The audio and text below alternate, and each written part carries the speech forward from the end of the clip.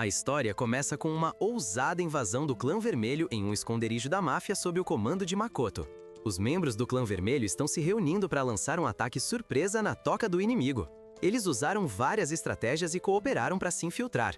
Um deles se disfarçou de entregador de pizza para enganar o guarda e fazê-lo abrir a porta. Assim que o guarda abriu um pouco, os outros que estavam escondidos nas sombras, esperando a chance de emboscar, imediatamente saíram para cortar a corrente. Ao receber a ordem, Yato pulou instantaneamente, lançando um ataque direto pelas janelas, e em poucos momentos derrotou todos os contrabandistas. O objetivo deles não era conquistar território ou propriedade, mas rastrear um indivíduo específico, alguém que havia comprado armas dessa organização. No entanto, a foto de má qualidade impediu o chefe de identificar quem era o comprador. Mikoto, com seu formidável poder sobrenatural, liderou Ana, uma garota que possui a habilidade de ver através de todas as coisas do mundo, incluindo os corações mais sombrios, quebrando a parede para invadir o local.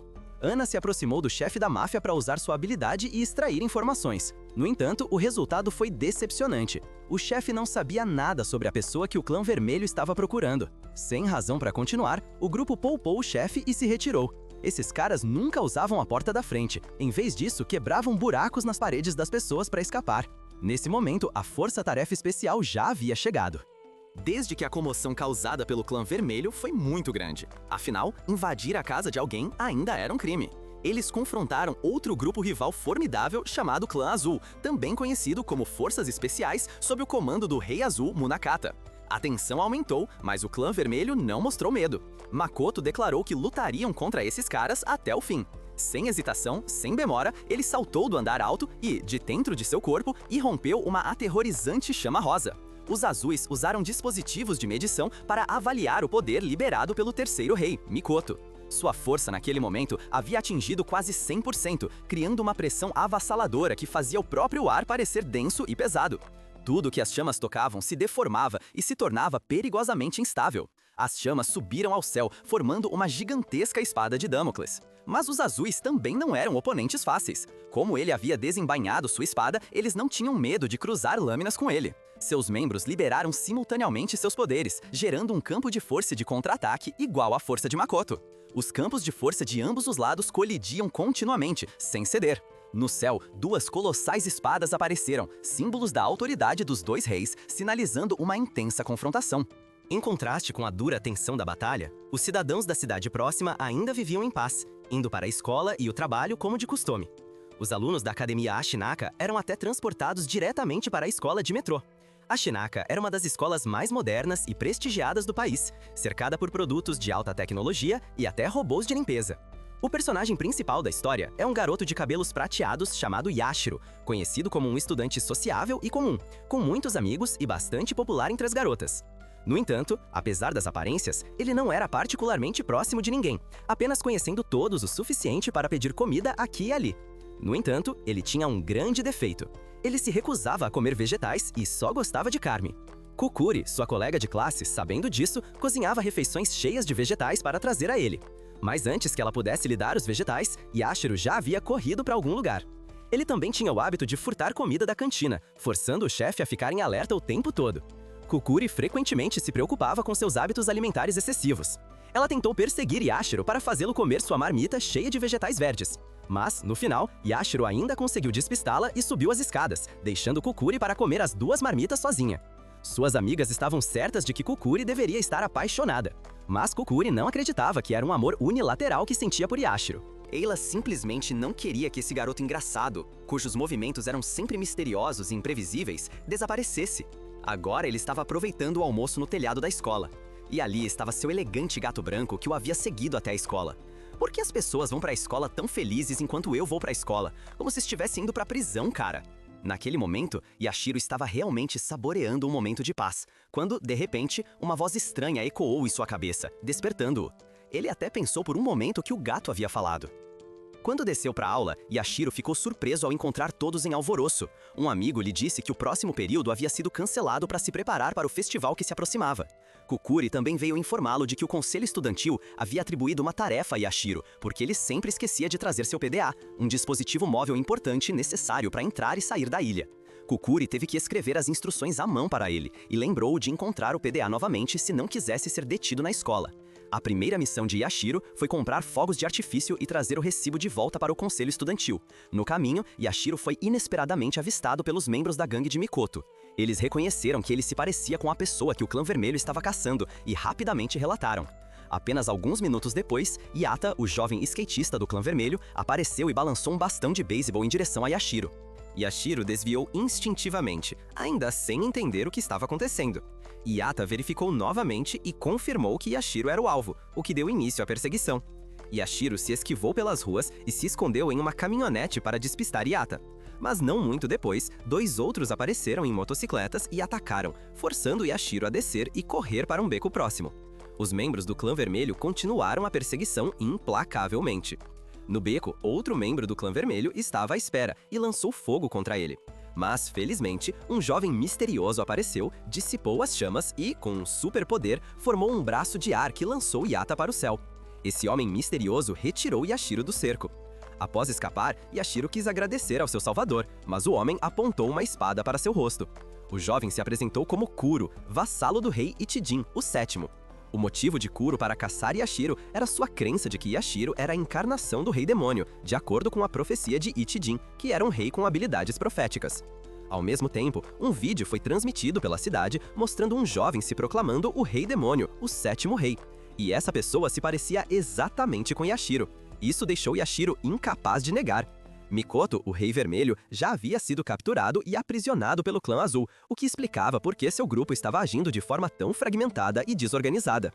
Yashiro tentou explicar que o homem no vídeo não era ele, mas seu rosto, idêntico ao que estava na tela gigante, parecia absolutamente convincente. Então, é claro, Kuro não acreditou nele, afinal, ele apenas seguia as ordens do rei Ichijin, não a lei comum. Percebendo que não poderia escapar, Yashiro pediu a Kuro que investigasse mais a fundo e disse que, se não o fizesse, aceitaria a morte. Ao ouvir isso, Kuro deixou ir para ganhar tempo e escapar.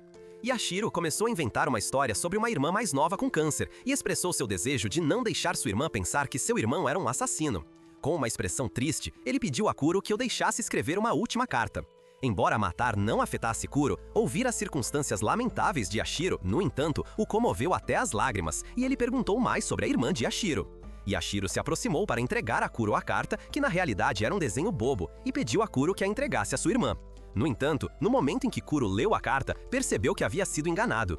Nessa altura, era tarde demais, e Yashiro havia usado um sinalizador escondido em seu bolso para ofuscar Kuro e escapou.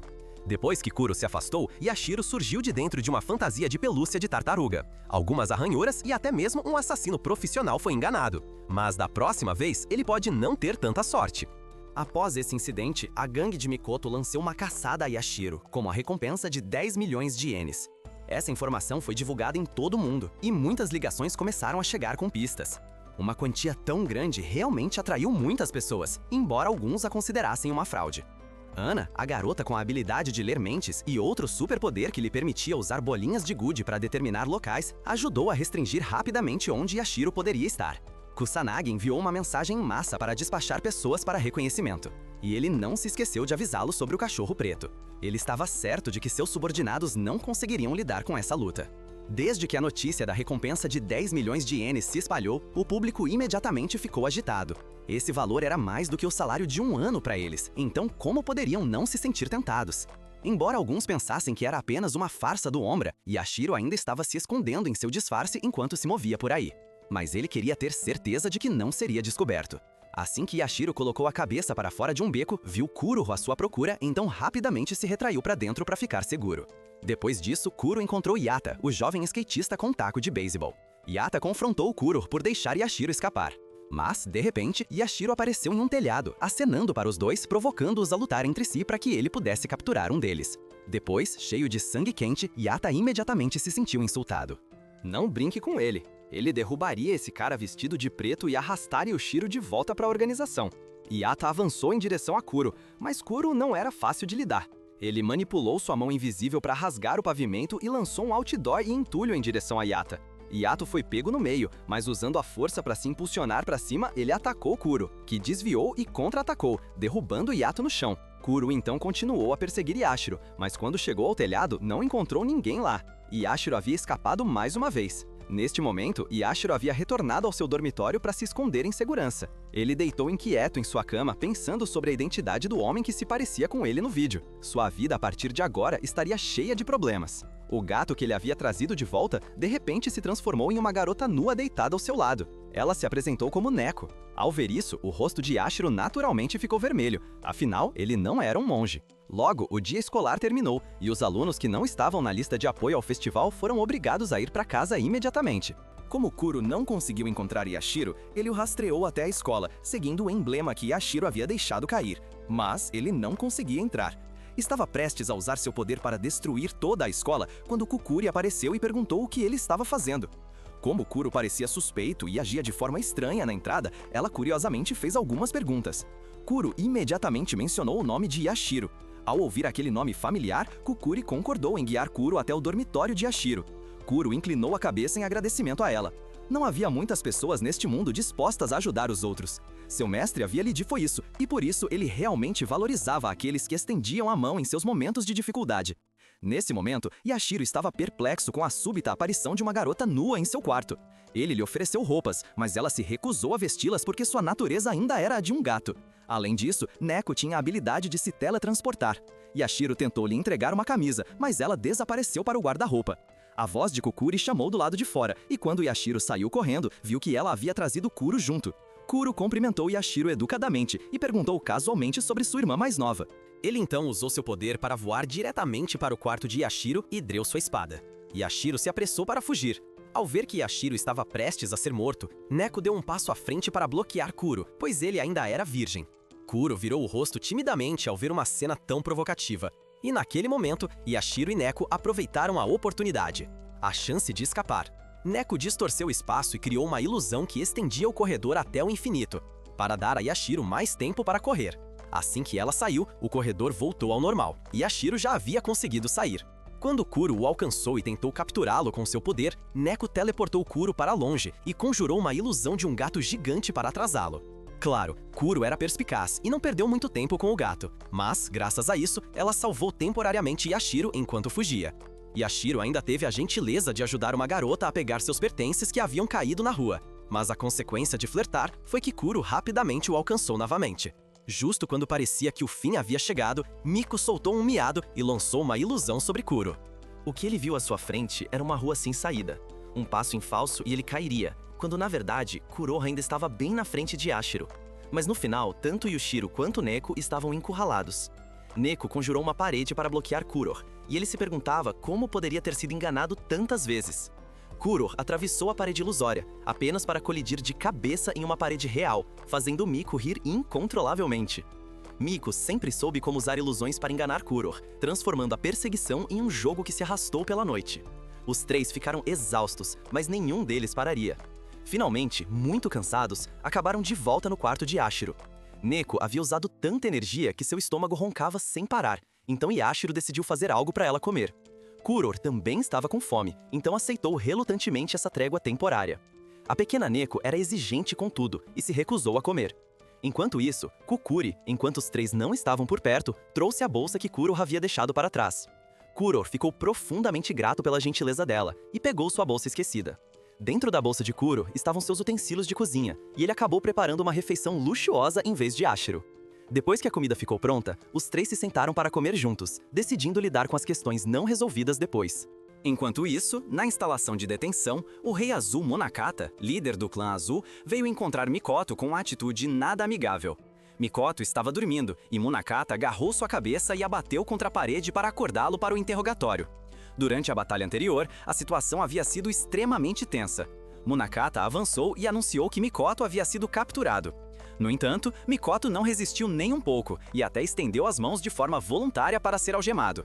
Monakata queria saber por que Mikoto de repente se rendeu incondicionalmente e permitiu ser preso. Monakata estava preocupado com Mikoto usando seu poder ao limite extremo. Neste momento, a intensidade de sua aura havia atingido seu pico, e se sua espada de Damocles no céu perdesse o controle e caísse, poderia causar um desastre catastrófico, como Kagatsu tirando a vida de milhares de pessoas inocentes. Mikoto explicou que se deixou ser capturado para que Monakata pudesse vigiá-lo. Se ele mostrasse sinais de perder o controle, Monakata seria quem o pararia. Ouvir tal besteira sentimental fez Munakata se sentir enjoado, e além disso, ele não poderia passar 24 horas por dia vigiando Mikoto, já que estava ocupado e não poderia sempre estar treinando com ele. Depois disso, Munakata se encontrou com sua subordinada Seri para discutir opções. Eles consideraram usar materiais resistentes ao calor para restringir Mikoto. Seri achou que essa era uma oportunidade de matar Mikoto o máximo possível para fins de pesquisa, e sugeriu métodos como injetar doses pesadas de tranquilizantes ou relaxantes musculares. Munakata ficou muito surpreso com esse plano audacioso e disse que pensaria mais sobre isso. Eles também continuaram investigando o caso do homem que se parecia com Yashiro e descobriram que a arma do crime era um tipo de arma frequentemente negociada pela máfia. O chefe por trás dessa cadeia de suprimentos havia desaparecido, junto com um caminhão carregando explosivos e armas suficientes para abrir uma loja. A polícia havia se envolvido seriamente, então Seri queria cooperar com eles para reunir informações. Munakata queria saber tudo o que havia acontecido na cidade nas últimas 2 semanas. Ele precisava ver e ouvir as coisas pessoalmente para acreditar que eram precisas. O Clã Azul também tentou suprimir os vídeos que os homens de Mikoto haviam postado online, transformando-os em clipes inúteis. E eles compararam o rosto do culpado com registros criminais, mas sem sucesso, apenas torcendo para que o Clã Verde não tivesse descoberto isso.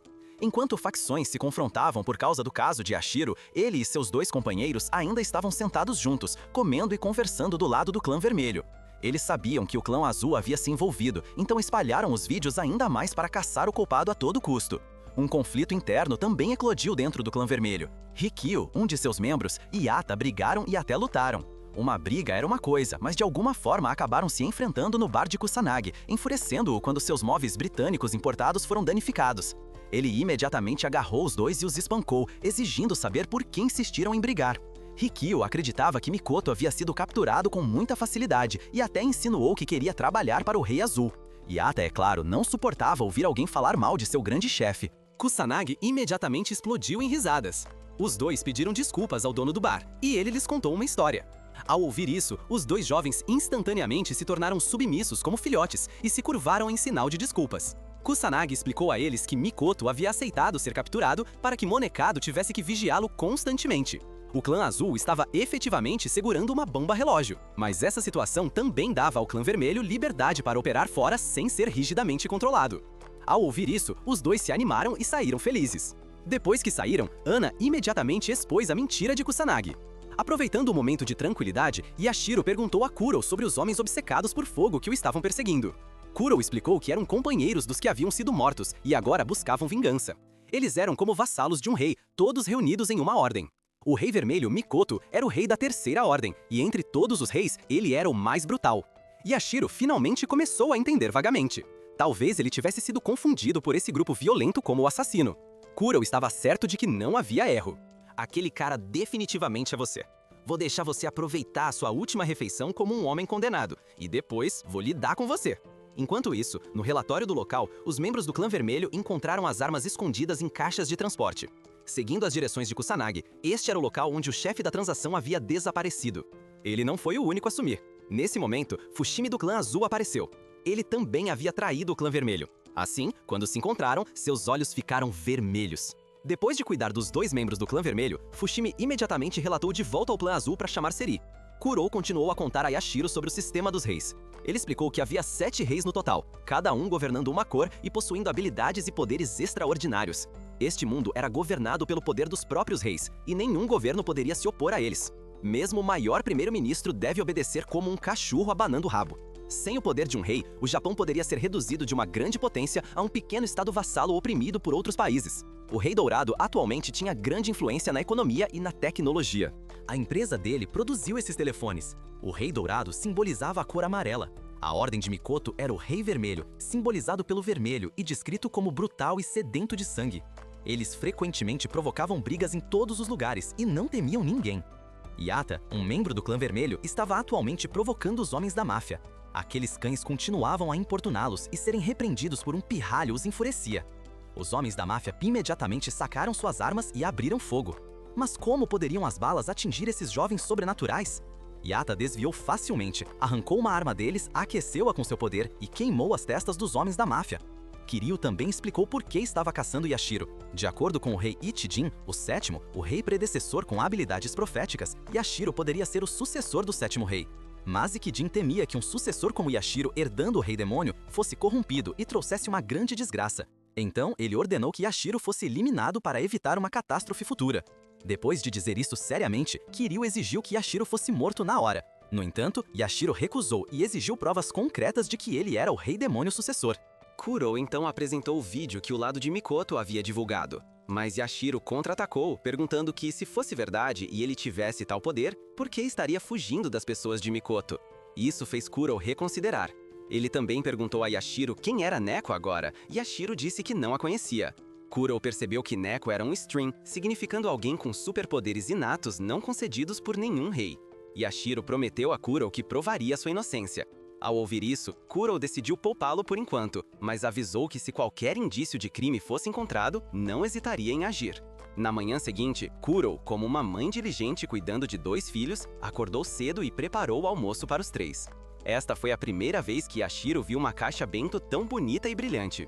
Aproveitando o momento, Neko pegou um pedaço, mas foi repreendida por isso. Yashiro ficou repentinamente incomodado por um robô de limpeza, então Neko interveio para destruí-lo para que ele fosse liberado. Kuro se sentiu um tanto irritado porque Yashiro parecia se concentrar apenas em sua própria vida pessoal, sem fazer nenhum esforço para provar sua inocência. Kuro estava determinado a não tirar os olhos de Yashiro nem por um único momento. Durante a aula, o professor questionou quem era Kuro, e Yashiro mentiu, dizendo que ele era um aluno transferido. Neko então apareceu de repente no meio da aula, com a intenção de desenhar na cara de Kuro, mas foi pega no ato. Realmente ousada ultimamente. O professor perguntou novamente sobre esse aluno desconhecido, e mais uma vez, Yashiro disse que ele era um aluno transferido. Assim, agora a turma tinha 2 alunos transferidos em um único dia. Na hora do almoço, Kukuri ficou surpresa quando Yashiro trouxe seu próprio lanche, fazendo com que seu esforço de preparar uma caixa extra para ele fosse em vão. Yashiro aproveitou a oportunidade para elogiar Kuro, chamando de Bento do Amor, o que deixou Kuro tão envergonhado que ele sacou sua espada, pronto para atacar o atrevido. Enquanto isso, Neko havia terminado seu próprio bento e decidiu implorar a Kukuri por um pouco, mas imediatamente se arrependeu, pois estava cheio de vegetais. Yashiro então continuou a buscar informações, examinando a foto borrada da pessoa que se parecia com ele, mas não conseguiu confirmar a identidade. Mais cedo naquela manhã, um colega de classe também havia encontrado o vídeo e aconselhou Yashiro a voltar antes que fosse tarde demais. Yashiro teve que fingir que não sabia nada para pedir o clipe. Naquele momento, o clã azul havia descoberto informações sobre o criminoso que o clã vermelho estava procurando, e eles o rastrearam até a escola que Yashiro frequentava. Yashiro então pensou em uma maneira de provar sua inocência. Ele só precisava de evidências de que, quando o culpado apareceu no vídeo por volta da meia-noite, ele não estava no local. Kuro estava cético, já que ninguém poderia provar que Yashiro ficou na escola a noite toda. Naquele momento, o clã azul havia descoberto informações sobre o criminoso que o clã vermelho estava procurando, e eles o rastrearam até a escola que Yashiro frequentava. Yashiro então pensou em uma maneira de provar sua inocência. Ele só precisava de evidências de que, quando o culpado apareceu no vídeo por volta da meia-noite, ele não estava no local. Kuro estava cético, já que ninguém poderia provar que Yashiro ficou na escola a noite toda. No entanto, Yashiro se lembrou de que muitas coisas aconteceram naquela noite, especialmente envolvendo Neko. Ela sempre esteve ao seu lado, então tinha certeza de que ele era uma boa pessoa. Mas Kuro rejeitou a ideia de deixar uma garota tão desajeitada e tola testemunhar, insistindo que ela seria considerada cúmplice.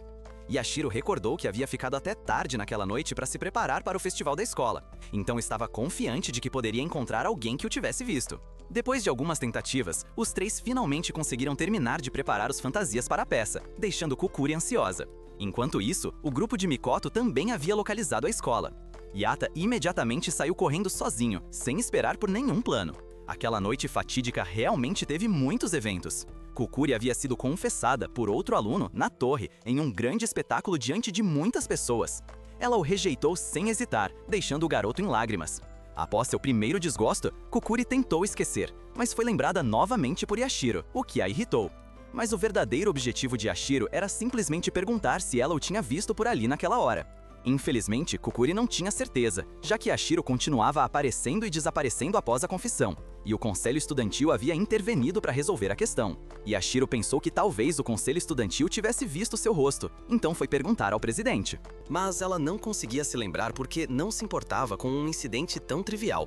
Quem no mundo tão ocupado com o céu e a terra prestaria atenção em um ninguém como Yashiro? Ela insinuou. No entanto, o incidente havia sido noticiado porque um grande incêndio havia ocorrido naquela noite. Muitas fotos foram tiradas pelo clube de fotografia, mas Yashiro procurou incansavelmente sem encontrar uma única imagem dele, nem mesmo por acaso. Isso deixou Kuro cada vez mais irritado com Yashiro, avisando que se ele não conseguisse encontrar uma prova em breve, definitivamente tomaria uma atitude. Mais tarde, Kukuri pediu a Kukuri que a ajudasse a levar algumas coisas para a sala dos professores. Ao ouvir isso, Yashiro lembrou de outra oportunidade. Ele pediu ao professor para ver a lista de alunos que saíram naquele dia e seu nome não estava nela. Isso provou que ele nunca havia deixado a escola naquela noite e, portanto, não poderia ter sido o culpado. O alívio que ele sentiu foi avassalador. Qualquer um que quisesse entrar na ilha tinha que passar pelo sistema de portões automáticos. Então, se o nome de Yashiro não estava na lista, isso significava que ele ainda estava na ilha. Depois disso, Neko exigiu comida, já que era a hora da refeição, e Yashiro foi comprar na máquina de vendas. Mas Kukuri teve que comprar em vez dela, porque Yashiro havia esquecido mais uma vez seu telefone de pagamento fornecido pela escola. Kuro perguntou a Kukuri se era possível deixar a ilha sem o telefone, e Kukuri revelou que Yashiro não precisava do portão principal de jeito nenhum. Ele tinha sua própria rota de fuga. Kuro estava prestes a sacar sua espada para atacar, mas Yashiro implorou por uma nova chance. Kuro achou que ele estava tentando se transformar em uma piada, mas Neko interveio para proteger Yashiro. Ver eles se protegerem um ao outro amoleceu Kiro, lembrando-o de seu antigo mestre, que também o havia protegido. Assim, ele não conseguiu se trazer a atacar. Yashiro estava de fato dizendo a verdade de que muitas coisas aconteceram naquela noite. De repente, Kukuri se lembrou de ter encontrado Yashiro no ginásio exatamente às 12h30 daquela noite. Juntos, eles descobriram o enorme buraco no teto, e ela até tirou uma foto dele secretamente e a colocou como papel de parede. Com isso, Kuro concluiu que Yashiro era inocente. Não havia como ele ter viajado da cena do crime de volta para a escola em menos de uma hora. Yashiro e Neko se alegraram, dançando juntos, enquanto os três voltaram a se concentrar nos estudos. Toda a turma ficou impressionada com a rapidez do progresso sob a direção de Kuro. No entanto, quando Yoshiro foi para casa relaxar, descobriu uma camisa manchada de sangue em seu armário. Memórias daquela noite de repente voltaram à tona, fazendo questionar se ele poderia realmente ser o culpado. Sem saber, Neko retornou inesperadamente, e embora Yashiro tentasse manter a calma, ele estava aterrorizado por dentro. Neko também percebeu seu desconforto, mas deliberadamente não disse nada. Enquanto isso, dois membros do clã vermelho, Yata e Rikyu, chegaram à escola, mas foram impedidos na entrada pois precisavam de um PDA para entrar. No dia seguinte, o festival da escola estava em andamento e Kuro assumiu a liderança, organizando todos para o evento. Ao ver a manga de Kukuri rasgada, Kuro gentilmente se ofereceu para costurá-la, enquanto Yashiro ficou em um estado de atordoamento, incapaz de acreditar que, mesmo após provar sua inocência, ainda poderia ser o verdadeiro culpado. Por que então havia uma camisa ensanguentada em seu armário? Mesmo assim, Yashiro deixou esse pensamento de lado, tentando agir normalmente perto de seus amigos. O clã azul também havia organizado uma visita à escola para confirmar a identidade de Yashiro. Seri exigiu que Fushimi o acompanhasse para verificar e, embora relutante, ele obedeceu às ordens. Yata e Rikyu assaltaram dois estudantes para pegar seus celulares e os usaram para entrar. Uma vez dentro, começaram a perguntar sobre Yashiro, mas ninguém o conhecia. Ninguém poderia ter adivinhado que Yashiro e os outros dois já haviam escapado pelo passageiro secreto para comprar mais fogos de artifício para substituir os perdidos durante a noite. Eles foram perseguidos.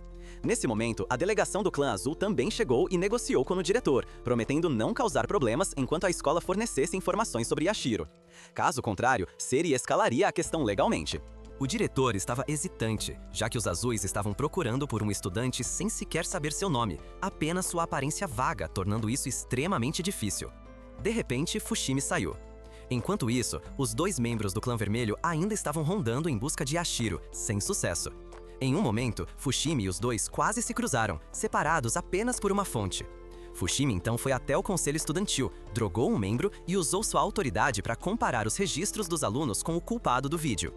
Enquanto aguardava os resultados, Fushimi notou Yata e Rikyu intimidando duas garotas. Yata se recusou a deixar Rikyu levantar a voz para as garotas, ameaçando bater nele se o fizesse. Afinal, Yata tinha passado todo aquele tempo interrogando apenas meninos. Rikyu começou a desconfiar do comportamento estranho de Yata. Foi então que Fushimi apareceu e zombou do antigo ponto fraco de Yata em relação às garotas, uma fraqueza da qual ele nunca se livrou. Yata ficou enfurecido com o traidor, declarando que ele não era nem mesmo digno de dizer seu nome. Fushimi deu de ombros, dizendo que era simplesmente diferente deles, então sair tinha sido natural. Ele estava apenas curioso sobre como os dois conseguiram se infiltrar quando a segurança ali era tão rigorosa.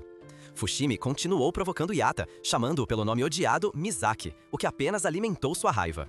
Rikyu tentou conter Yata, lembrando de que qualquer erro agora tornaria todos os esforços de Mikoto em vão. Yata estava se acalmando um pouco, mas Fushimi continuava a insultar Mikoto, levando Yata ao limite. Incapaz de suportar mais, Yata lançou-se à batalha, chamas surgindo ao seu redor enquanto girava como um tornado e atacava. Fushimi bloqueou com técnicas de espada precisas e os dois colidiram furiosamente, trocando golpes sem que nenhum deles conseguisse vantagem. Yata zombou que Fushimi havia se tornado mais fraco, mas, na verdade, Fushimi apenas se tornara mais forte, empunhando tanto o poder do fogo vermelho quanto do azul contra o aço. A luta se intensificou até que Fushimi lançou 3 adagas, desequilibrando Yata e cortando de suas chamas. Rikyo tentou intervir, mas mais 2 lâminas voaram, forçando-o a recuar. Yata reuniu toda a sua força, o fogo ao seu redor ardendo intensamente. Quando, de repente, Seri, vice-comandante dos Azuis e mão direita de Monakata, chegou para parar a batalha. Ela lembrou-os de que seu propósito ali não era lutar. Reconhecendo Yata como o comandante de vanguarda do Rei Sangue, apelidado de Patinador da Morte, Seri se apresentou como a infame bruxa sem coração. Seri pediu que se retirassem pacificamente, mas Yata estava muito enfurecido para ouvir, até que ela revelou que Mikoto estava vivo e bem. Sua maior preocupação diária era apenas se a comida era boa ou ruim. Yata cedeu, reprimindo sua fúria e deixando o local. Fushimi, no entanto, foi repreendido por provocar conflito e infiltrar-se nos registros da escola.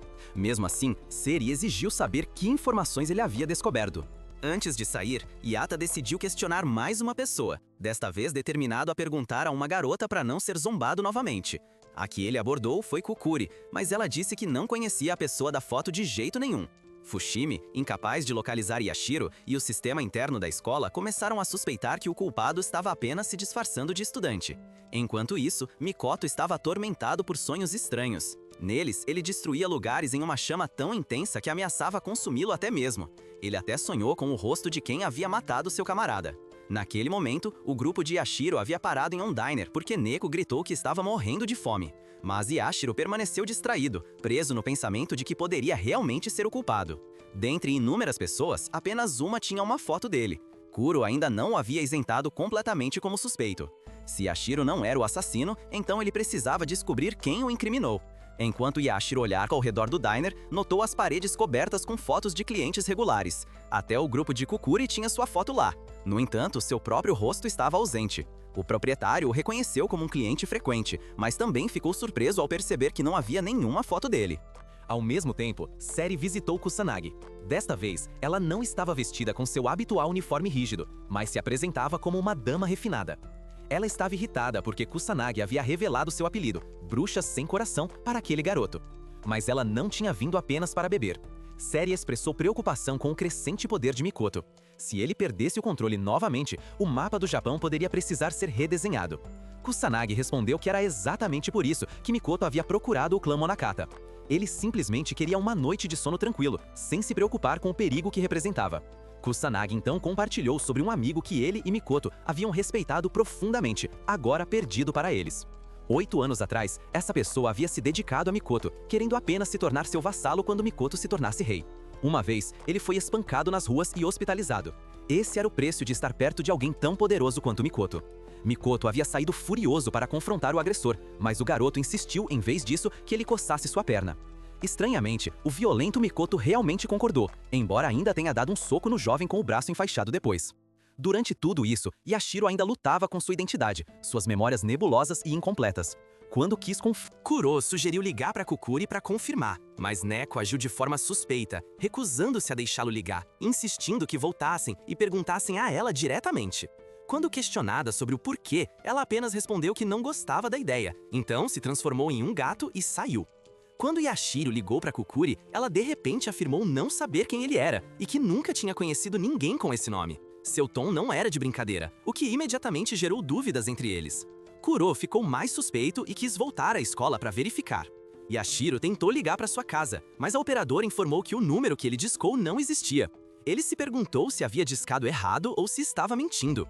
Kuro achou que havia algo errado com a cabeça dele. Voltando 3 anos no tempo, Mikoto naquela época era um rei incomparável, cujo poder era absoluto. Na organização, havia um homem chamado Totsuka, o mesmo Totsuka que havia sido morto dentro do clã vermelho. Totsuka era alegre, animado e gentil, muito parecido com Yushiro agora. Ele não era um lutador, mas todos o amavam como família. Embora frágil, ele desejava sinceramente se tornar subordinado de Mikoto, acreditando que a força de Mikoto não era para destruição, mas para proteger os outros. Mikoto se lembrou de como Totsuka o convidava constantemente para comer sopa tailandesa. Após alguns anos, Mikoto havia ascendido ao trono, e, até 3 meses atrás, tudo ainda era vibrante e comum. Totsuka tinha muitos hobbies e até havia comprado uma nova câmera. Ele costumava tocar violão e cantar para todos.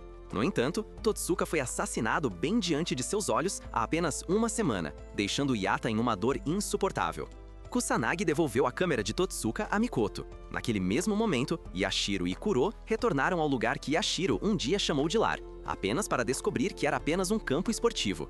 Yashiro começou a duvidar se ele realmente era Yashiro, ou se Yashiro nunca havia existido. Quanto mais ele tentava se lembrar, mais vazia sua memória se tornava. Desesperado, pediu a Kuro que acabasse com sua vida, pois sua existência parecia sem sentido se ninguém no mundo se lembrasse dele. Kuro se preparou para agir. Mas então, as palavras de seu falecido mestre Ikijin ressurgiram. Guiando-o, Kuro decidiu que Yashiro precisava lutar para descobrir sua verdadeira identidade.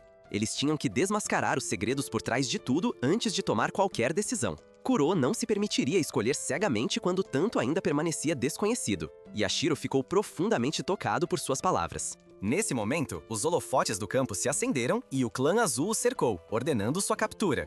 Kuro se recusou, então Seri ordenou que seus homens desembainhassem suas espadas.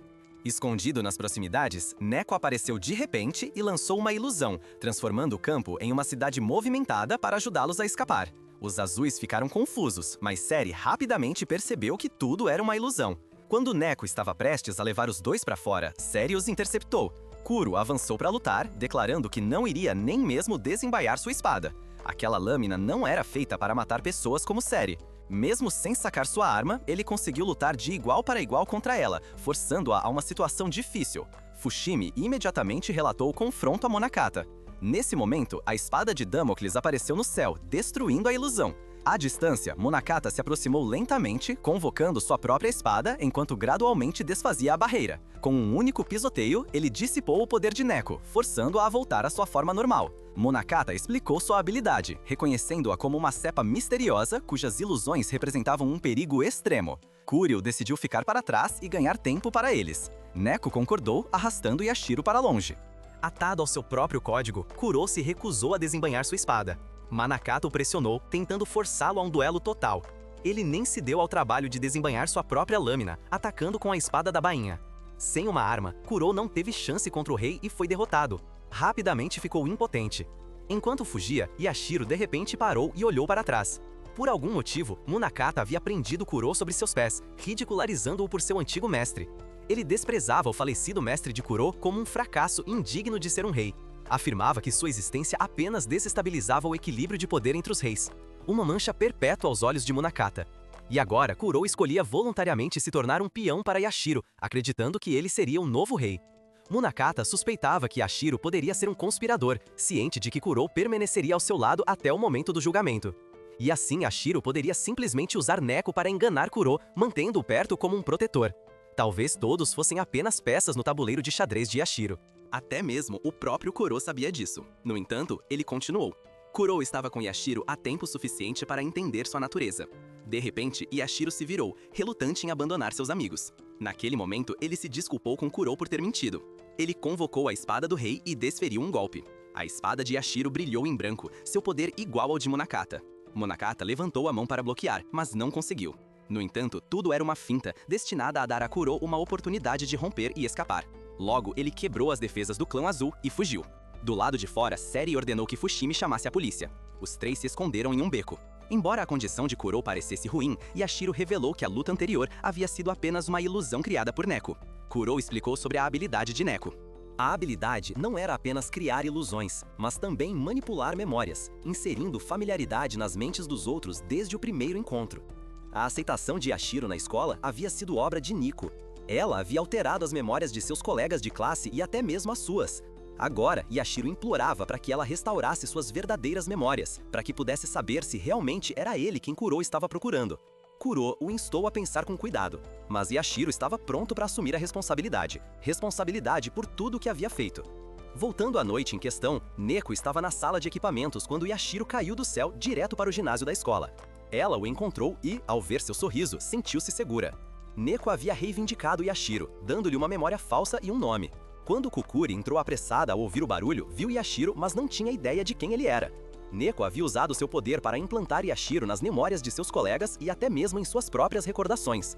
Mas isso era tudo que Neko lhe mostrara. Naturalmente, Yashiro queria ver mais. Neko queria que ele prometesse que, se visse a verdade, não a deixaria. Yashiro prometeu e ela revelou que, antes daquele momento, ele havia sido expulso de uma aeronave e caiu direto na academia. Yashiro queria saber quem era aquela pessoa. Ao olhar para o céu, a aeronave apareceu novamente. Na manhã seguinte, os três estavam em um campo aberto, respirando ar fresco. Yashiro disse que, embora muitas coisas tivessem sido falsas, o tempo que passou com todos havia sido real e ele valorizava isso. Junto com seus dois amigos, ele voltou à ponte que levava à escola uma última vez para se despedir, pois havia sido um lugar que ele chamava de lar. Ele prometeu guardar as memórias desse lugar em seu coração. Embora seu passado ainda fosse incerto, ele jurou desvendá-lo o mais rápido possível. Kuro os instou a partir antes que o clã azul descobrisse sua localização. Os três decidiram então viver livremente, alegremente e sem restrições. O clã de Munakata já havia tornado a captura de Yashiro sua principal prioridade. A dificuldade era que Yashiro tinha dois companheiros suspeitos, e ninguém poderia imaginar que eles escapariam até mesmo do alcance de Munakata. Eles haviam conseguido passar até mesmo por Fushimi, o maior perseguidor, sem deixar vestígios em nenhum mapa de vigilância. Munakata tinha certeza de que não eram do tipo que desistiria facilmente. De repente, Fushimi bateu a porta para relatar que uma equipe de busca havia sido atacada, seu PDA roubado e a vítima identificou o atacante como Kuro. Munakata entendeu que era uma mensagem e ordenou a Fushimi que verificasse. De fato, um pedaço de papel com o número 14 foi encontrado. Fushimi, Seri e Munakata sentaram-se em silêncio, esperando. No horário combinado, Yashiro ligou. Ele havia escondido sua localização para que não pudessem rastreá-lo. Yashiro exigiu que Munakata dissesse quem estava no dirigível, pois aquele homem era o verdadeiro culpado pelo assassinato de Totsuka. Yashiro queria negociar com Munakata, que, se ele capturasse a pessoa no dirigível, Yashiro se mostraria. Munakata não queria concordar, pois ninguém poderia ter certeza de que os outros dois não viriam resgatar Yashiro. Munakata deliberadamente atrasou a conversa, falando em círculos para dar mais tempo à equipe de Fushimi para rastreá-los. Justo quando Yashiro pensou que a negociação havia falhado, um momento depois, Munakata mudou de ideia. Como Fushimi já havia rastreado a localização de Yashiro e Munakata continuava ganhando tempo para que seus homens se movessem, Munakata de repente concordou em capturar o Rei Prateado Adolf, que também era o primeiro rei, em troca de que o grupo de Yashiro se mostrasse sempre que quisesse, desde que os três aparecessem juntos. No entanto, ao contrário das palavras de Munakata, Fushimi já havia trazido homens perto do caminhão onde o grupo de Yashiro estava escondido. Seus subordinados estavam hesitantes, com medo de que não conseguissem vencer as pessoas de Yashiro. Furioso, Fushimi explodiu, questionando por que ele tinha que arrastar esse bando inútil com ele, e então revelou a eles que Yashiro não tinha nenhum poder real, então não havia nada a temer. Eles invadiram o caminhão, mas ao abri-lo, o grupo de Yashiro não estava em lugar nenhum. Apenas um telefone e um carregador portátil restaram. Yashiro os deixara para enganar o Cetro 4 e ganhar tempo para que eles pudessem escapar. Naquele momento, os três já haviam descido para uma balsa no rio, e foi Kuro quem detectou o perigo e o salvou. Felizmente, ele tinha um forte senso da natureza astuta de Munakata e permaneceu alerta. Os três decidiram seguir para seu próximo destino. Após falhar em capturar Yashiro, Munakata decidiu honrar o acordo e voltou seu foco para a apreensão do Rei Prateado. Um estado de emergência foi declarado, mobilizando uma força incomumente grande, algo raramente visto. Eles já haviam enviado 3 mensagens ao Rei Prateado, mas não receberam resposta. Munakata apenas exigia que o procedimento fosse observado. Seri sugeriu que primeiro deveriam pedir permissão ao Rei Dourado, mas Munakata sabia que ele nunca aprovaria, então insistiu em capturar primeiro e relatar depois, disposto a assumir toda a responsabilidade.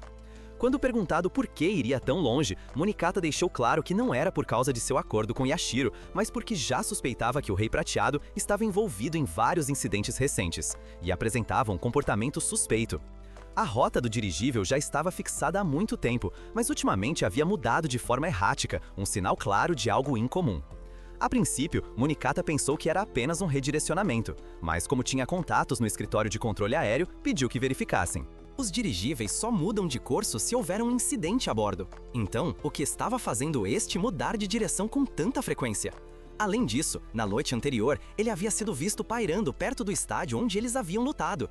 E uma de suas rotas também passava pelo local do assassinato de Totsuka. Munakata então ordenou que toda a sua equipe prosseguissem com a prisão do Rei Prateado sob a acusação de envolvimento na morte de Totsuka, membro do clã de Mikoto. Enquanto isso, Nico estava espiando os movimentos do Scepter 4. Logo, helicópteros decolaram em plena operação. Uma unidade se aproximaria do dirigível e seu capitão emitiria um aviso. Se não houvesse resposta em minutos ou se a captura falhasse, eles abririam fogo sem restrições. O Rei Prateado, ao ver os visitantes chegando, já estava preparado para recebê-los. Ele imediatamente pegou a garota em seus braços e dançou alguns passos com ela como uma saudação zombeteira. Depois a jogou de lado, deixando-a estirada no chão. Yashiro e Kuroho já haviam sequestrado um dos helicópteros do Scepter 4. Kuroho perguntou a Yashiro sobre a identidade deste primeiro rei. Mesmo Kuroho nunca o havia conhecido, apenas ouvira falar dele por Ichijin. Entre os 7 reis, ele era um especial, como o Rei Ouro. Esse homem era chamado de Rei Prata e estava envolto em mistério. Por causa dele, até o Rei Ouro, governante das finanças, era classificado apenas em segundo lugar. O Rei Prata reinava sobre os céus e era considerado o líder dos reis, enquanto o Rei Ouro governava a terra. Naquele momento, Nico, de forma travessa, iluminou tudo ao seu redor com o holofote, recebendo uma bronca de Fushimi. Kuro temia que, uma vez que se aproximassem do dirigível, seria difícil se separar dos outros. Nico, sendo impaciente demais, empurrou os controles para frente, fazendo com que seu helicóptero avançasse em direção ao navio do Rei Prata. Justo antes da colisão, o Rei Prata detonou todo o seu dirigível e o helicóptero de Yashio colidiu contra ele, criando uma enorme explosão. Ninguém sabia que o Rei Prata já havia escapado em segurança para outro local. Uma década atrás, o Rei Prata ainda servia no exército, conduzindo experimentos para descobrir a natureza dos poderes possuídos pelos atuais reis. Em um desses experimentos, eles criaram um labirinto em miniatura e colocaram um rato de laboratório dentro dele. Enquanto o Rei Prata o infundia com poder, o rato convocou uma espada e correu pelo labirinto. Ele usou aquele poder para escapar facilmente e, surpreendentemente, tornou-se um líder que os outros ratos seguiram para fora. A influência do rato empoderado se espalhou para os outros, assim como poderia acontecer com os humanos. A razão era que esse poder funcionava como um campo magnético ao redor de seus corpos, e o resultado foi a formação de um esquadrão de super soldados. Até mesmo o Rei Dourado ficou chocado com o experimento. No entanto, o poder era grande demais e o labirinto explodiu. O Rei Prateado tinha uma irmã a quem amava profundamente, e ambos eram patrocinados pelo exército para esses experimentos. O Rei Prateado nunca gostou muito do Rei Dourado, já que este só pensava em guerra. Mas sua irmã o forçou a calar a boca, porque quando se tratava de finanças, tais coisas eram inevitáveis. O Rei Dourado também parecia ter sentimentos por sua irmã. Mas, mais tarde, o Rei Prateado a perdeu em uma guerra causada pelo próprio poder que um dia ele valorizou. Ele passou a vê-lo como um terrível erro. Quando a guerra terminou, ele abandonou tudo, subiu em seu dirigível e tem fugido desde então, rompendo até mesmo seus laços anteriores com o Rei Dourado. No presente, após a queda do dirigível, muitas pessoas ainda acreditavam que era a embarcação de algum culto ou força sagrada, mas a verdade era que não era nada notável. Em pouco tempo, os coelhos do Cetro 4 selaram o local do acidente. No entanto, nenhum corpo foi encontrado na cabine do helicóptero derrubado. Em vez disso, os 2 que deveriam estar dentro foram encontrados inconscientes nas proximidades da escola onde Yashiro havia ficado uma vez. Mesmo que suas memórias tivessem sido alteradas, alguns colegas ainda sentiam que algo estava faltando, como se houvesse alguém que sempre ajudava com coisas importantes, mas não conseguiam se lembrar de quem era. Kukuri não tinha mais sentimentos por Yashiro, mas sim por Miss Hina, o garoto que havia se declarado para ela no topo da torre. Os preparativos para o festival ainda estavam inacabados, e os alunos discutiam sobre usar um quarto vazio do dormitório para armazenamento. Kukuri, olhando para a máquina de vendas no andar térreo, sentiu uma vaga sensação de familiaridade. Quando os antigos amigos próximos de Yashiro visitaram seu quarto, todos sentiram que algo profundamente familiar havia vivido ali. Mas ninguém conseguia nomeá-lo. Eles falavam daquele garoto, mas não conseguiam se lembrar de quem era. Nessa época, Munakata procurou o Rei Dourado, governante das finanças, para conversar. O Rei Dourado estava em pé diante do caixão onde o Rei Prateado repousava em sono. O cumprimento deles foi breve, quase cordial. Virgil, o Rei Dourado, então puxou Munakata para um plano cósmico, invocando sua espada e conjurando planetas para atacá-lo. Ele exigiu saber qual era o propósito de Munakata. Munakata explicou que veio apenas para conversar, então seu confronto foi interrompido. Ele queria levar o corpo presumido do Rei Prateado para exame, já que foi o Rei Dourado quem o encontrou no local do acidente. O Rei Prateado havia vivido imortalmente por metade de uma vida sem nunca morrer, então sua morte repentina era suspeita. Ao ver a aura opressiva do Rei Dourado irradiando em todas as direções, Mutakata entendeu e se retirou. Por enquanto, ele não podia se opor a ele, pois o país ainda precisava do Rei Dourado. Enquanto isso, Mikoto estava em sua cela quando um telefone apareceu de repente e começou a tocar incessantemente. Na linha, havia alguém afirmando ter matado Totsuka, uma raposa mascarada. Essa figura estava no antigo quarto de dormitório de Yashiro. Ele provocou e atacou Mikoto, tentando até assediar Ana. Ao mencionar Ana, os olhos de Mikoto se abriram abruptamente. Aproveitando o momento, o espírito da raposa lançou-se para o corpo de Mikoto, tentando capturar sua energia. Mas o que nunca esperava era que Mikoto devolvesse a energia para ele, liberando uma força colossal que aterrorizou a raposa, forçando-a a fugir em pânico. O poder de Mikoto perseguiu a raposa mascarada de volta para o antigo quarto de Yashiro, onde explodiu em uma enorme explosão. Depois, Mikoto quebrou suas amarras e escapou da prisão. Ana, percebendo sua presença, soube imediatamente que Mikoto estava voltando. Seu corpo ardia como uma chama viva, e ele incinerou a prisão, causando outra explosão colossal. O Scepter 4 tentou de todas as maneiras detê-lo, mas nada funcionou. Seri mobilizou toda a unidade para bloquear seu caminho, lançando técnicas contra ele. Mas o fogo avassalador de Mikoto queimou tudo isso. Seu esquadrão foi esmagado sob seu poder, sendo poupado de danos maiores apenas quando Fushimi rapidamente cravou suas facas no chão, dissipando o impacto das chamas. Tremendo, Fushimi alcançou sua espada, mas sua força já havia se esgotado. Qualquer um que tentasse ficar no caminho de Mikoto era lançado para o lado e derrotado por seu poder. Calmamente, incansavelmente, Mikoto seguiu em frente, porque uma vez que ele decidia se mover, ninguém podia detê-lo. Do lado de fora, todo o clã vermelho já estava esperando. Eles sabiam que esse movimento significava que Mikoto havia encontrado o responsável pela morte de seu camarada. Fushimi, por sua vez, impediu o Scepter 4 de perseguir. Com sua equipe ao seu lado, Mikoto marchou em direção à escola para confrontar o chamador. Dentro da escola, Kukuri olhou para fora e viu a espada de fogo de Mikoto suspensa no ar. Uma explosão estrondosa sacudiu o campus enquanto Mikoto arrebentava o portão de segurança. Os alunos entraram em pânico, gritando enquanto o clã vermelho invadia. Mikoto lançou uma bola de fogo que cortou a torre do relógio ao meio, congelando todos no lugar. Kusanagi, segurando um megafone, garantiu aos alunos que buscavam apenas o garoto do vídeo, que ninguém mais seria ferido, e pediu cooperação. A gangue se dividiu para procurar. Mikoto deu suas ordens e seguiu sozinho. Os membros de honra prometeram não machucar os inocentes, mas sua postura agressiva, marchando com bastões e tubos, pouco inspirava confiança. Sua arrogância deixou os estudantes com medo de resistir, mas também relutantes em ajudar. Kusanagi disse a seus homens para improvisarem se alguém reagisse, mas absolutamente para evitar ferir inocentes. Nenhuma violência era permitida. As forças do Scepter 4 chegaram, então Kusanagi reposicionou seu pessoal, apertando o controle dos portões. Ana trabalhava constantemente em busca da localização do intruso, mas ainda não conseguia encontrá-lo. O esquadrão de Fushimi foi parado do lado de fora. Então, misteriosamente, o som de um miado de gato. A voz de Neko ecoou. Enquanto isso, Seri baixou a cabeça, pedindo desculpas a Monakata por deixar Mikoto escapar. Mas Monakata não a culpou, afinal, Mikoto era o terceiro rei. Monakata já suspeitava do propósito de Mikoto ao vir. Se o verdadeiro culpado fosse outro rei, as coisas se complicariam. O rei incolor, o sétimo rei, era uma existência bizarra, cada geração possuindo um poder extraordinário e imprevisível. O sétimo rei era como um coringa em um baralho, incontrolável. Monekado não fez nenhum movimento para interferir porque sabia que o novo rei incolor, Yashiro, inevitavelmente enfrentaria Makoto. Como ambos eram forças perigosas e voláteis, seria melhor deixá-los se destruir mutuamente, permitindo que Monekado lucrasse como terceiro partido. De repente, a neve começou a cair do céu noturno.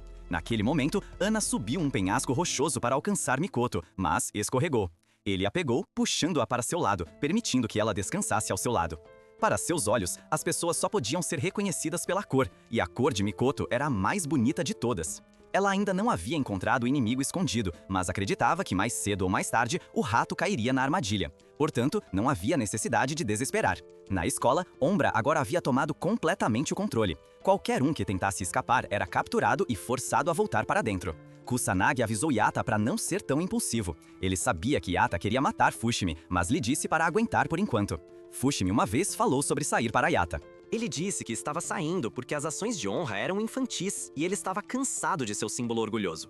Isso deixou Yata em fúria, especialmente quando Fushimi queimou sua tatuagem de honra com suas próprias chamas bem na frente dele. Fushimi o zombou por terem poderes especiais, mas agirem como crianças mimadas. Mesmo agora, sempre que Yata se lembrava da cicatriz onde aquela tatuagem havia estado, sentia uma raiva intensa. Mas sem ordens, ele ainda não conseguia se mover. Kusanagi então foi procurar Mikoto para desabafar sobre Totsuka no passado. E ele percebeu que, desde o começo, apenas Totsuka havia visto algo diferente em Mikoto e confiado nele, enquanto todos os outros o consideravam uma bomba relógio. Kusanagi também nunca pensou que estar com Mikoto e todos traria tanta alegria. De repente, Kusanagi chamou Ana para ir com ele, para que Mikoto pudesse lidar com seus próprios assuntos, já que ele tinha um convidado esperando não muito longe, e essa pessoa não era ninguém menos que Monakata. Os dois tiveram uma conversa e Monakata queria que Mikoto retirasse suas forças e deixasse Yashiro para ele lidar. No entanto, Mikoto ainda se recusou. Qualquer acordo que Monakata oferecesse, ele recusava. Monakata acreditava que se Mikoto liberasse seu poder mais uma vez, uma catástrofe ocorreria e milhares de pessoas inocentes morreriam. Mas Mikoto simplesmente queria cuidar de seus próprios assuntos e ser deixado em paz, como sempre fora. Monakata, ainda o considerando um amigo, perguntou mais uma vez se Mikoto era verdadeiro. Certamente, Mikoto estava completamente decidido em sua decisão. O grupo de Yashiro naquele momento havia acabado de retornar ao seu esconderijo temporário, apenas para descobrir que havia sido vandalizado e queimado, com uma pessoa desconhecida tendo feito um buraco no chão. Eles já haviam ouvido as notícias sobre a escola e sabiam que infiltrá-la seria quase impossível, já que tanto o clã azul quanto o clã vermelho haviam trancado tudo. No pior dos casos, toda a ilha poderia se tornar um campo de batalha. Eles ainda não sabiam o que fazer, então Yashiro pensou em ouvir as palavras que o mestre de Ichijin Kuror havia deixado para trás. No entanto, Kuror acreditava que o que deveriam fazer já estava claro. Eles iriam juntos resgatar Kukuri e os outros, mas para isso, primeiro precisavam descobrir onde ela e os outros estavam sendo mantidos. Mikoto não queria ir, mas seguiu relutantemente após Yashiro convencê-la. Na manhã seguinte, Iata ligou para Kusanagi para solicitar reforços. Mikoto ainda estava refletindo sobre o que Monakata havia dito na noite anterior. Ele não tinha certeza de quais ordens deveria dar, mas, de repente, levantou-se e saiu da sala, surpreendendo a todos do lado de Monakata. Até mesmo o clã azul não sabia o que fazer. De repente, fumaça preta foi detectada dentro da escola, e Monakata não teve escolha a não ser ordenar que suas forças se preparassem para agir imediatamente. Os estudantes se aglomeraram em um canto apavorados. Dentro da academia, a unidade de Iata havia recebido ordens para esperar bem na entrada antes de avançar. Seri os comandou a se render e a largar suas armas, mas a unidade de Iata, é claro, não obedeceu. Seri imediatamente deu a ordem para seu exército atacar, e assim que o clã azul entrou, o batalhão do clã vermelho já estava esperando para engajar. Os dois lados colidiram ferozmente. Naquele exato momento, uma série de explosões estranhas irrompeu ao redor da academia. Monakata deixou o lugar para Seri cuidar, enquanto ele mesmo saltou pelo ar. Justo então, outra explosão ocorreu. Um membro do clã vermelho estava prestes a ser esmagado por destroços que caíam e Monakata desceu compassivamente para protegê-lo. Mas, para sua surpresa, aquele homem era um traidor que se virou e apunhalou Monakata. Monakata largou todos os destroços, indiferente ao que aconteceria com ele e com aquele homem. Ouvindo explosões mais altas, Kusanagi pensou que talvez alguém tivesse até trazido artilharia pesada. Ana ficou temerosa de que algo terrível pudesse acontecer. Ela previu que todo o lugar logo explodiria completamente, então correu para verificar. Enquanto olhava ao redor, alguém mirou e disparou contra ela. Felizmente, Ana não foi atingida. Kusanagi tentou localizar o atirador e descobriu que ele estava vestindo um uniforme do clã azul. Após as explosões, os estudantes fugiram em pânico. Em todos os lugares, os edifícios continuavam a desmoronar e Kukuri ficou paralisada, observando tudo colapsar. Justo quando um tijolo estava prestes a cair sobre ela, Kuro apareceu e a salvou. Yashiro correu até eles e se apresentou novamente desde o início. Enquanto se reuniam felizes, uma voz ecoou. Mikoto já estava esperando o grupo ali. A notícia de que Ana havia sido baleada por um membro do clã azul havia se espalhado entre todos, elevando ainda mais o conflito entre o clã vermelho e o clã azul. Seri estava extremamente preocupada com Monakata, mas o campo de batalha não lhe deixava espaço para distrações. Yanatora avançou para atacar Seri incansavelmente, mas Fushimi apareceu de repente para bloqueá-lo. Os dois decidiram resolver sua rixa de uma vez por todas. Mikoto não conseguia entender por que Yashiro, que o havia chamado, agora pretendia fugir. Yashiro correu até eles e a salvou. O calor que Mikoto irradiava tornava o ambiente sufocante, mas, na verdade, Yashiro não foi quem o chamou. No entanto, apenas dizer isso não convenceria ninguém. Então, Kuroa avançou para lutar e foi facilmente derrubado. Neko usou ilusões para distrair Mikoto, mas, inesperadamente, Mikoto pisou com força e a ilusão desapareceu instantaneamente. A garota então se esgueirou, deixando os homens lutando entre si. Kuro continuou atacando para ganhar tempo, mas não importava o que quisesse, ele não conseguia empurrar Mikoto para trás. Mikoto contra-atacou. Kuro desviou a tempo e partiu para o combate corpo a corpo.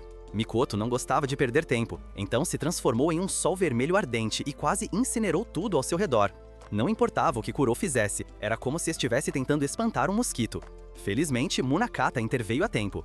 Munakata, ainda carregando o jovem que o havia esfaqueado com a faca ainda cravada em seu corpo, correu para bloquear Mikoto, dando ao grupo de Yashiro uma chance de escapar para a segurança. Neko queria fugir. Como não podiam fazer nada contra Mikoto, nem mesmo suas ilusões funcionavam. Mas, de repente, Kukuri viu Yashiro ferido e quis verificar como ele estava. Quando Yashiro se aproximou, seu comportamento mudou completamente e ela o apunhalou com um pedaço de vidro. Descobriu-se que Kukuri havia sido impersonado pelo culpado. Ele foi quem chamou Mikoto, atirou em Ana e apunhalou Monakata. Antes, ele se infiltrava nos olhos das pessoas e tomava controle uma após a outra. E desta vez, ele aproveitou a oportunidade para entrar nos olhos de Yashiro. Ele queria que Yashiro se lembrasse de tudo o que havia esquecido e continuava falando sem parar, instigando-o a adormecer para que pudesse controlá-lo facilmente. Yashiro ouviu a voz de Neko chamando, e vendo que não conseguia assumir o controle, o homem com o rosto de raposa voltou para o corpo de Kukuri e fugiu. Memórias inundaram Yashiro de repente, chocando-o. Ele se deitou, lembrando-se gradualmente de tudo, incluindo as memórias da guerra daquela época e sua história com o Rei Dourado. Yashiro de repente se levantou. Uma onda de energia irrompeu dele, forçando todos a pararem de lutar e a se concentrarem nele. Um brilho prateado se espalhou por toda a área, iluminando tudo. Quando a luz se dissipou, uma espada apareceu no céu. A espada de Yashiro havia se manifestado completamente, brilhando intensamente nos céus. O Rei Dourado também viu e comentou que Yashiro realmente gostava de surpreender as pessoas. Kuro estava apavorado, sem saber o que estava acontecendo. As feridas no corpo de Yashiro haviam desaparecido. Ele tranquilizou a todos, dizendo para não se preocuparem. Ele mesmo era imortal. Ele era o Rei Prateado, o primeiro rei, Adolf. Yashiro podia ter certeza de uma coisa. Ele era agora simplesmente Yashiro, que esteve com todos o tempo todo. A colossal espada no céu desapareceu. Fushimi disse a Yata para não tirar os olhos da batalha. Ambos os lados então voltaram a se enfrentar furiosamente. Mikoto e Munikata também não queriam perder a chance de lutar a sério um contra o outro. Assim, ambos desembainharam suas espadas novamente para continuar. Enquanto isso, Yushiro havia se lembrado de tudo. O anterior rei sem cor havia ido até ele e trocado de corpo. Ele estava interessado na imortalidade de Yashiro e por isso o fez. Depois de tomar seu corpo, ele lançou Yashiro para fora do dirigível. No entanto, ele apenas se apoderou de seu corpo. Seu coração e alma ele não conseguiu tocar, porque Yashiro era o Rei Prateado. O Rei Prateado representava indestrutibilidade e era imune a toda interferência. Em outras palavras, foi o Rei Incolor que usou aquele corpo para matar Totsuka. Depois, ele trocou de corpo com o Rei Prateado e jogou a culpa sobre ele. Talvez tenha sido o choque da troca de corpos que fez o Rei Prateado perder a memória. Além de Yashiro, ele também havia roubado muitos outros corpos. O poder do Rei Incolor desta vez poderia até afetar outros reis. E o corpo de Kukuri anteriormente não foi exceção. O grupo de Yashiro partiu junto para resgatar Kukuri. Naquele momento, enquanto os dois lados ainda lutavam, as espadas de Mikoto e Monikata apareceram no céu. Seu poder era assustadoramente avassalador, especialmente a espada carmesim de Mikoto, que parecia absolutamente anormal. Isso forçou Seri a abandonar sua posição para investigar. Naquele exato momento, Yashiro e Neko chegaram sobre eles. Seri imediatamente ficou cautelosa e sacou sua espada para atacar, mas não teve efeito. Yashiro deu a Seri a habilidade de voar porque queria que ela se juntasse a eles.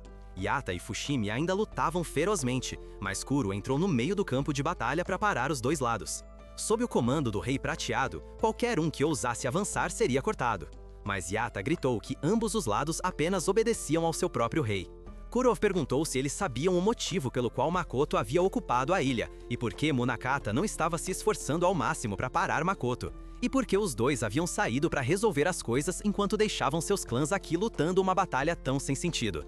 Mas Yata e Fushimi não ouviram e avançaram para atacar Kuro, sabendo que apenas palavras não seriam suficientes. Ele desafiou todos a virem contra ele e tentarem. Enquanto isso, Yashiro, junto com Neko e Seri, avançou diretamente para o quarto onde Kusanagi estava vigiando Ana. Ana o tranquilizou, dizendo que o grupo de Yashiro não era o inimigo, deixando Kusanagi mais à vontade. Nesse momento, o telefone tocou e Yashiro pediu a Kusanagi que atendesse. O chamador era nada menos que o Rei Dourado, que pediu a Kusanagi para passar o telefone para o tolo do Yashiro. Os dois eram velhos amigos desde que conduziram pesquisas juntos, então Yashiro pediu ajuda ao Rei Dourado com algumas coisas. Naquele momento, Mikoto e Munakata acabavam de terminar o aquecimento e decidiram lutar seriamente a partir dali. O Rei Incolor, ainda habitando o corpo de Kukuri, observava de longe para ver como os dois se aniquilariam. Yashiro terminou de explicar o que precisava do Rei Dourado, dizendo que ele era o único que realmente o entendia, e então solicitou que os dois vice-comandantes, Kusanagi e Seri, retirassem seus homens e ajudassem a evacuar os alunos. Como o alvo do rei incolor era o rei, eles precisavam evacuar o mais rápido possível. Yashiro tinha certeza de que o poder do inimigo não se limitava ao que haviam visto. De repente, o rei incolor usou telepatia para ameaçar todos os alunos, dizendo que tomaria seus corpos e poderes. Forçando Yashiro a responder, ele pediu a Neko que lhe fizessem um favor. Ele queria que ela fosse o primeiro membro de seu clã. Neko já se considerava parte de Yashiro há muito tempo, então concordou prontamente. Os dois combinaram seus poderes para enviar uma mensagem a todos os alunos. Quando Yashiro apareceu, todos os alunos estavam furiosos, culpando-o por sua prisão ali. Mas alguns sentiam uma estranha familiaridade com ele. Embora não soubessem seu nome, ele lhes disse que não importava se sabiam quem ele era. O que importava era que ele conhecia e valorizava cada um deles como amigos preciosos, que os protegeria e mostraria o caminho para fora. Com isso, Yashiro rapidamente localizou o rei incolor e enviou uma mensagem a ele, um desafio para se encontrarem cara a cara e resolverem isso de uma vez por todas. Depois, Neko desabou de exaustão, tendo gasto energia demais. Yashiro a confiou a Ana e aos dois vice-comandantes para cuidarem dela, desejando-lhes sorte antes de partir. O rei incolor, embora abalado pelo que acabara de acontecer, recuperou a compostura, esperando que os dois reis se eliminassem para que ele pudesse intervir e roubar os corpos e poderes de ambos, tornando-se o rei mais forte. Mas sua mente continuava se fragmentando, enquanto Kukuri lutava desesperadamente para recuperar a consciência e pedir ajuda. Mikoto e Munakata continuavam seu duelo. Mikoto, embora ferido na mão, zombava de Munakata por ser fraco e patético, enquanto Munakata retrucava que, sem seus óculos, ainda não estava lutando com toda a força. Os dois ainda se odiavam como antes e lutavam ainda mais intensamente. Enquanto isso, Yata e Fushimi, aqueles dois em espera, ainda não conseguiam superar Koro. Mas a marca no corpo de Yata começara a reagir à medida que Mikoto se aproximava de seu limite. Os dois já haviam sido amigos que se juntaram ao clã de Mikoto, mas agora apenas discutiam em vez de lutar em uníssono. Um camarada chegou para puxá-los de volta, já que a maior parte de seu lado havia se retirado. Esse camarada até salvou o traidor Fushimi, e Mikoto, por sua vez, já não se importava mais com sua traição. Era exatamente por isso que Fushimi havia saído. Yashiro então foi encontrar Koro, dizendo que era hora de lidar com o rei incolor. Koro queria saber se o plano teria sucesso, e Yashiro admitiu que parte dele dependia dele. Kiryu reclamou que, mesmo como rei, Yashiro ainda era tão irresponsável quanto antes. Então, ajoelhando-se, ele pensou que Ikijin aprovaria seu serviço a outro rei. Ele fez seu juramento a Yashiro, prometendo servi-lo até seu último suspiro. Yashiro não gostava de formalidades rígidas entre amigos e pediu que ele se levantasse. O sétimo rei, naquele momento, percebeu que Monakata havia enfraquecido. Mas ele queria esperar até que Makoto ficasse ainda mais fraco antes de atacá-lo. E então poderia capturar Monakata também. E mais uma vez, Kukuri resistiu e clamou por ajuda de dentro de seu corpo possuído. Yashiro e Kuro chegaram a tempo e exigiram que ele liberasse o corpo de Kukuri. Ele se fez passar por Kukuri e puxou uma arma para atirar secretamente. Mas Yashiro tinha um escudo, então ele saiu ileso. O sétimo rei jogou um saco de granadas de luz e tentou fugir, mas foi perseguido por Kuro, que o derrubou no chão pela segunda vez. Kuro sacou sua espada e declarou que o sétimo rei era alguém que nunca poderia ser perdoado. Não importava o quanto ele implorasse por misericórdia e depois se voltasse para xingamentos, Kuro ainda balançou sua espada. O sétimo rei se virou para Yashiro e voou em sua direção para possuí-lo. Ele achou que o havia consumido, mas Yashiro não era mais o mesmo de antes. Ele percebeu que o sétimo rei havia sido possuído muitas vezes, a ponto de sua personalidade estar em caos, e ele não se lembrava mais do que era. Yashiro absorveu e suprimiu a alma do sétimo rei. Depois, Kuro o repreendeu por agir de forma imprudente, com uma chance tão baixa de sucesso. Yashiro pediu a Kuro que levasse Kukuri embora, enquanto ele e Seri cuidariam da questão dos dois reis. Mas Kuro não permitiria isso. No entanto, Yashiro era imortal, então ele ficaria bem. E as questões entre reis deveriam ser resolvidas por reis. Kuro saiu com Kukuri. Yashiro, no entanto, não estava nada bem, pois não sabia por quanto tempo conseguiria controlar o sétimo rei. Yashiro não queria que os dois reis ali acabassem como ele e o rei dourado do passado se dividissem em caminhos separados. Enquanto isso, os alunos haviam evacuado para fora, sem saber onde Kukuri estava. Alguns acreditavam que ela estava com Yashiro, então ela deveria estar a salvo. Fushimi e Yata voltaram, e Yata estava furioso por seu chefe ter sido deixado para trás. Mas como até mesmo Ana não podia fazer nada, eles só podiam depositar suas esperanças nos reis, pois esta era a primeira vez que 4 reis apareciam para batalhar. Yashiro estava entre os 2 reis e estava sendo gradualmente superado pelo 7º rei. Ele pediu a Mikoto que acabasse rapidamente com o 7º rei, pois era isso que ele queria fazer desde o começo. Mikoto não perdeu a oportunidade e atravessou Yashiro, liberando uma enorme explosão de energia. O poder de um rei moribundo explodiu com uma força tremenda. Kuror já havia levado Kukuri para longe. Ela ainda se lembrava de Kuror, mas não se lembrava de Yashiro de jeito nenhum. Kuror achou que era melhor assim para ela. Yashiro havia desaparecido. A espada de Mikoto havia se deteriorado completamente, atingindo seu limite e apodrecendo. Ele pediu desculpas por ter incomodado tanto Monakata. Ele havia decidido desistir e deixar sua espada cair, temendo que isso causasse a catástrofe de Kagatsu. Monakata avançou e acabou com a vida de Mikoto, antes que a enorme espada atingisse o chão. Mikoto disse suas últimas palavras a Monakata e também desejou se desculpar com Ana, pois não podia mais lhe mostrar suas belas cores. Após a batalha, apenas Monakata retornou. O clã do Rei Azul ficou feliz por Monakata ter sobrevivido. Nico e Kuro encontraram apenas o guarda-chuva de Yashiro na cena. Neko abraçou o guarda-chuva de Yashiro e chorou. Kuro também estava muito triste. Mas ambos ainda acreditavam que Yashiro estava vivo, pois ele era o imortal Rei Prateado. Eles estavam muito felizes por ter servido a Yashiro como seus vassalos. As marcas nos corpos dos membros do clã de Mikoto, então, uma a uma, flutuaram, formando uma bela cor vermelha para Ana contemplar uma última vez. Fushimi sabia que Mikoto havia sido um rei verdadeiramente incrível.